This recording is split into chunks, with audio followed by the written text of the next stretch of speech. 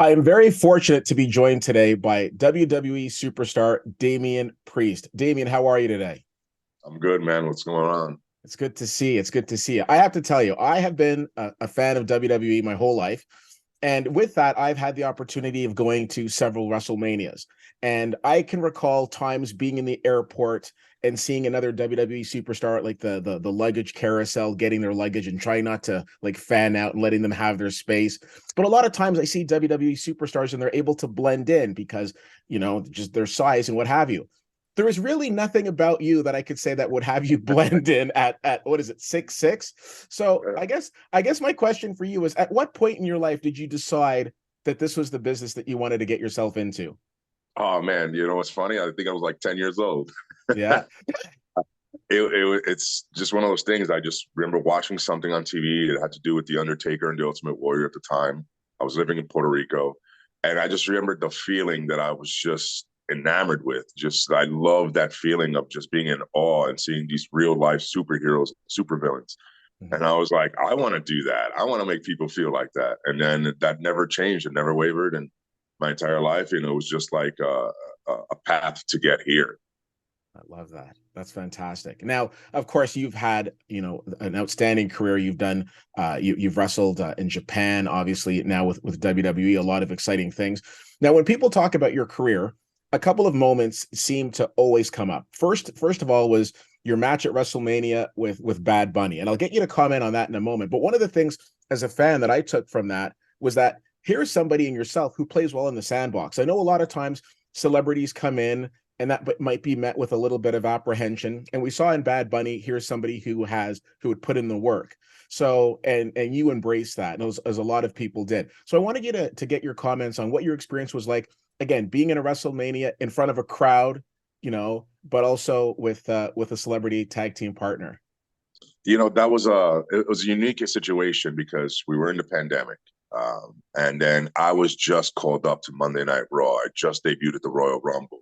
So everything is very, going fast and it's new experiences and it's exciting and nerve wracking. And then, you get paired with a celebrity. So it's an outside entity that's not a part of our world, and that's challenging. And, so all this pressure is like, you can't fail, and he's a ginormous, Puerto Rican superstar. And of course, me being from the same island, like there was just so much that what could have held me back because I was so nervous and just wanting that need to succeed. But man, he made it really easy, because he wasn't just a celebrity that came in to promote something and didn't really care. Like he's a lifelong fan, and this was part of a dream of his. He had a dream to become a music artist and WWE superstar. That he would love to have achieved that. And well, when he came in, he put in the work. He was training, multiple days a week. He moved, relocated to Florida so he could be closer to the performance center that the WWE has. And we went at it for months. And, the work he put in made it so much easier. And we bonded. So now we're talking about two friends going out there and having fun together on TV. And then to culminate at WrestleMania, my first time on the main roster as a full member of the main roster, performing in front of a live crowd, my first WrestleMania too, his first WrestleMania. I mean, it was just nuts, but it was, Yeah. in a way, it's probably the best way it could have happened for both of us to have that first experience because, we got a story to tell out of it and amazing experiences and gained a new friendship. Yeah, absolutely. It was fantastic from a fan's perspective. Unfortunately, you'll never be able to come to this because you're busy that night, but I have my annual WrestleMania party and we had a basement full of people here and we're just losing our minds. It was fantastic. So That's thank you for cool. that moment. Now, I live in Ottawa, which is a hop, skip, and a jump away from Toronto. So I was in Toronto for Monday Night Raw several months ago when you stole the show with Edge. And I know you said that was one of, if not your favorite WWE moment. I was wondering if is it still your favorite moment, and if you could comment on that because that was just an incredible night. Just that whole famous saying of "big fight feel" definitely applied. So I wanted to get your take on that. That, man, that was a special one, to this day. And I don't see it's going to be hard to top that one. I've had great moments and great matchups, with Finn Balor and Sheamus and Drew McIntyre, just tons of guys that are just top notch performers. But this is main event of Monday Night Raw in Toronto against Edge, his first singles match in like a decade on Monday Night Raw, and it's Edge, a Hall of Famer, a mentor. At the time we were friends, not friends, on air. So there was a lot of emotion that went into this match. And then we went out there and gratefully, we're so grateful that we were able to deliver. You know, when you're talking about somebody who has a limited amount of matches left, and you're one of the people that are, granted an opportunity to work with, said person and being Edge. I mean, that's a lot of pressure. It's an honor, but yeah, a lot of pressure in the fact that I can't fail. Like this is another one of those WrestleMania type of situations. Like you can't fail at this. But I'm glad we went out there and just we banged. Like we threw heavy leather at each other and did the best we could to put on a great performance for the fans. And the fans there were awesome. I gotta say, like the energy and I mean, we were hyped. So there was no. I don't think there was anything that could have stopped us from going out there and having a banger. Like we were in it, and that's to this day, yeah, it's my favorite match that I've had in my WWE career. Yeah, it was fantastic. And with all due respect, I don't think it's in your DNA to not have a great, performance. I took a friend of mine, it was his first time seeing a WWE event live, and his mind was just blown from the opening pyro through the main event. He was just completely captivated. So I love that. One of the things that I love is that this is a close-knit family, WWE. You guys just really seem to get along. Can you take a moment, talk to me about the camaraderie? Because obviously we see what we see on air, and that's all well and good. But then I see, you're popping up on Sheamus's Celtic Warrior podcast and things of that nature, and everybody just seems to get along. I was wondering if you could take a moment, talk about that locker room atmosphere. Yeah, it's pretty neat. Like, a lot of us, for instance, Sheamus, we knew of each other. We weren't friends or anything, but then we started feuding. And, everybody who's been around Sheamus, been in the ring with Sheamus, you talk to anybody who's wrestled Sheamus, that's one of the hardest hitting and toughest professional wrestlers in the world ever. Like, he's a machine. But you give it back, you kind of earn that respect. Through respect, you earn friendships, and that's kind of what happened with us.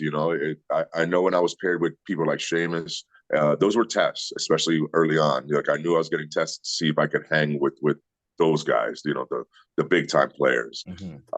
And as soon as if you show you can hang and give it back, then they respect you more. And I think that's how the friendship with Sheamus started. And then we have a lot of similarities, just the way we think, the way we work, the way our outlook at life. And, we just bonded. And then, like fast forward to now, and he's asking me, hey, Damo, you want to be on my workout show? And I'm like, Sheamus, I barely know how to work out, man. That's not my forte. That's yours. He's like, it'll be great. You got a great story. And that was fun. And then you look at things like, me right now with the Judgment Day, my crew, and like Rhea Ripley, Dom, and Finn Balor. Like it's all people that we've bonded because of whether it was work, wrestling each other, or just through a common ground. Like for instance, Rhea Ripley and I, we like the same music, we kind of dress similarly, have like the same attitude. We just like a lot of similar stuff, and we just bonded years ago in NXT, and then came up basically almost at the same time, and we've just been best friends since. So there's a lot of people like that in the locker room that you just bond with, and just it starts with respect, and then you form this cool brotherly, sisterly friendships that they last a lifetime. And it's cool because we got to go in there, we got to trust each other doing battle and whatnot. So it's always easier when you like the person because you're going to trust them more. And I think we all try to go out of our way to kind of learn from each other a little bit more and be closer for that reason, because it translates so much better on TV when it's authentic and you don't have to act like you like someone, you actually do, or your friends. And it's just the chemistry is different on air, and I believe that people can feed off of that. No, absolutely. Absolutely. Now, of course, for the first time in several years, of course, thanks COVID, we have a pay-per-view coming to Canada, which being the Elimination Chamber. Can you take a brief moment, just kind of tell the good people what the Elimination Chamber is? Well, I love the Elimination Chamber. I have yet to perform in one, and I'm hoping that I'll get a shot this year or this coming year. It's basically, you have a match to start, and then you have 4 others that start in like these pods, and you're engulfed in this chain linked kind of bird cage like. It's crazy. It looks like something like Jurassic Park. And then every couple minutes, somebody, one of the pods opens and then another wrestler comes in and you could be eliminated at any time. And basically last man or woman standing. Yeah. It's a brutal match because again, you're surrounded by steel. There's no getting around that. There's no forgiving that. Like Mhm. that's, you can't, ask it to hit you soft. Yeah. It's a brutal matchup, but it's a cool concept. It looks great, and the matches are always exceptional. And the superstars involved are usually the top of the top. So Elimination Chamber matches are some of my favorites to watch as a fan, and I'm looking forward to hopefully performing in one, and hopefully this one in Canada. Yeah, 100%. We would absolutely love that. We would embrace that because you're one of our guys. It is fantastic, and I wanted to I've talked to some of your colleagues in regards to about the travel schedule and things of that nature. With Monday Night Raw coming to Ottawa in February, would you mind taking us through like what's the typical day in the life of for Damian Priest on a Monday Night Raw day? Like, what does that day look like from like beginning to end? Well, usually we're traveling in from wherever we are the day before. Our schedules is usually Friday through Monday. We have shows. Whether it's SmackDown, then live events that are special just for those live crowds in certain areas, and then Yeah, Monday Night Raw. So depending where we are, I'm either flying in the morning of or driving through the night to get to the city that we're at. Try to wake up early enough to get a gym session, get a breakfast going. I'm more of maybe I'll take the gym off Monday, but my buddy Rhea Ripley kind of forces me to work out. She loves working out, me not yeah, so much, but she motivates me, which is good. That's what your friend's supposed to do. So she'll make me get up and go to the gym, and then we'll get something to eat, get ready, and go right to the arena, and then get to the arena and then start. What do we got? What are we doing today? And then yeah, start prep work and get mentally set for Damian Priest. Like yeah. I got to be 100% all in every time. So it takes like a full day to prep and get your mind right.